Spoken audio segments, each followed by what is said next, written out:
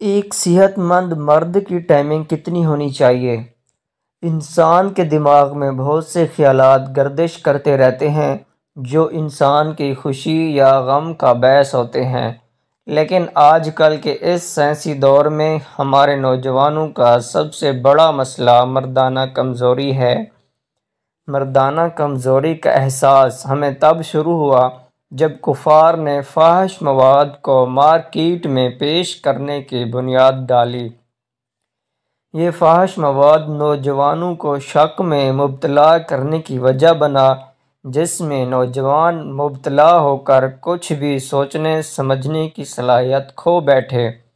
فاحش مواد میں مختلف گولیوں اور ٹیکے وغیرہ کا استعمال کر کے جو فعل انجام دیا جاتا ہے وہ 30 منٹ کا ہوتا ہے، اور اسے دیکھ کر نوجوانوں کے ذہن میں یہ بات بیٹھ گئی کہ ایک صحت مند انسانی مرد کی ٹائمنگ 30 منٹ سے کم نہیں ہونی چاہیے۔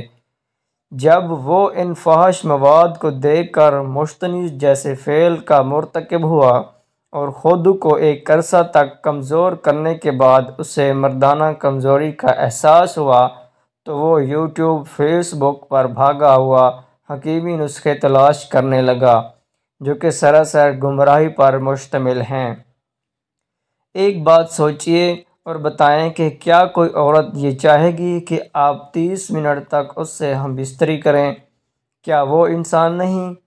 اس کے احساسات کا آپ کو کچھ خیال نہیں ہوگا۔ آپ اس کو کچھ سمجھیں نہ سمجھیں، وہ آپ کو وحشی درندہ ضرور سمجھے گی، کیونکہ آپ کا یہ فعل بھی غیر انسانی ہوگا۔ سب سے پہلے آپ ذہن سے یہ بات نکال دیں کہ کسی بھی کامیاب ازدواجی زندگی کا راز 30 منٹ کی ہم بستری ہے، ہرگز نہیں۔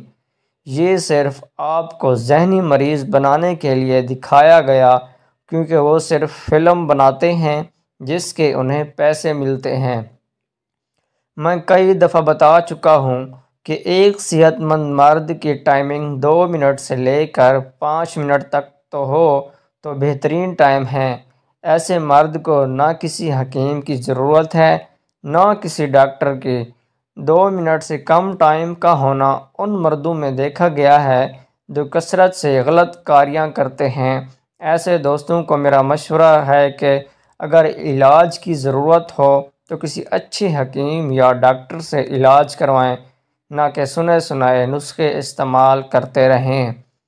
ان سے اگر وقتی طور پر آپ ٹھیک ہو بھی گئے تو بہت جلد آپ کا مزاج بگڑ جائے گا، پھر مسئلہ پیچیدہ ہوتا جاتا ہے۔ اللہ تعالی نے انسانی جسم میں ایسا سسٹم رکھا ہے، اگر وہ تندرست ہونا چاہتا ہے تو پرہیز کرے ہر اس شے سے جو اسے بیمار کرتی ہے۔ فاحش مواد اور مشت زنی ایک بری لت ہے، اور اس سے جتنے بھی نقصان ہوئے ان کا ازالہ اسی صورت بھی ہوگا کہ آپ ان سے باز آ جائیں، کیونکہ جب تک آپ مشت زنی اور پورن جیسے گندے کاموں سے پرہیز نہیں کریں گے تب تک علاج چاہیے اعلیٰ سے اعلیٰ ہو کچھ بھی نہیں ہوگا، پھر چاہے آپ کشتہ سونا یا کشتہ چاندی بھی کیوں نہ استعمال کریں۔ یہ پر آپ پرہیز اور اچھی خوراک کے ساتھ ہلکا پھلکا کورس کریں گے تو وہ بھی اپنا رنگ دکھاتا ہے، اور یہ خیال دل سے نکال دیں کہ آپ کمزور ہیں۔ بس اللہ نے اگر آپ کو ہدایت دی ہے تو اس کام کو چھوڑ دیں، آپ خود مثبت اثرات محسوس کریں گے، اور اپنی سوچ مثبت رکھو۔ آپ بالکل فٹ ہو، منفی سوچنا بند کرو، کیونکہ یہ صرف شیطان کی چال اور ذہن کا فطور ہے۔